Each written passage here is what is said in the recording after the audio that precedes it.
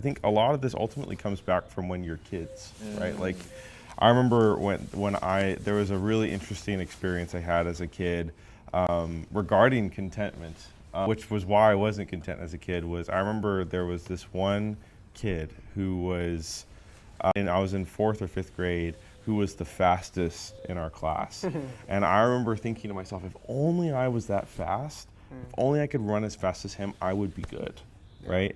And it was that particular moment where we were doing like a relay race, and I was the person who was last.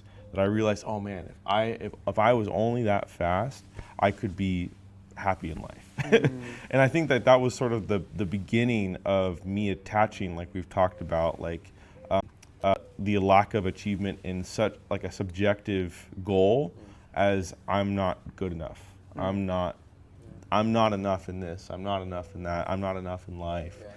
But one thing I would be curious to challenge our listeners is it possible to be enough?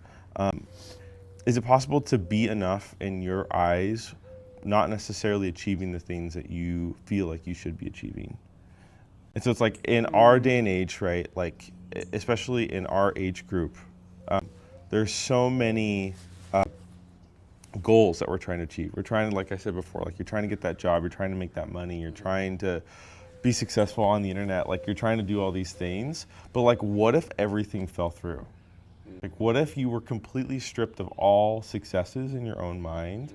Would you still able to wake up in the morning and be like, I'm content in life? It's like we link so much of our contentment and happiness to our material possessions, to our achievements, to Right. the things that we're pursuing. Yeah. And it's like in a previous episode we talked about, like when all of that is stripped away, then what?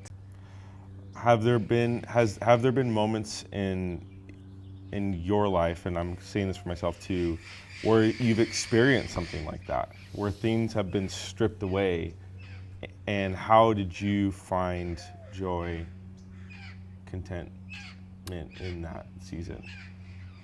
Yeah, I think the prime example that for me comes to mind is when I was preparing for my competition, and it's actually called post-show. Well, some people call it like post-show depression, but in a similar way, it's like if you've ever worked really hard at a single goal, and you got there, and then after that, you would have experienced this, that there is this drop-off of like, what do I do now? This is it, and I put all my eggs in that basket. It's done. Now what?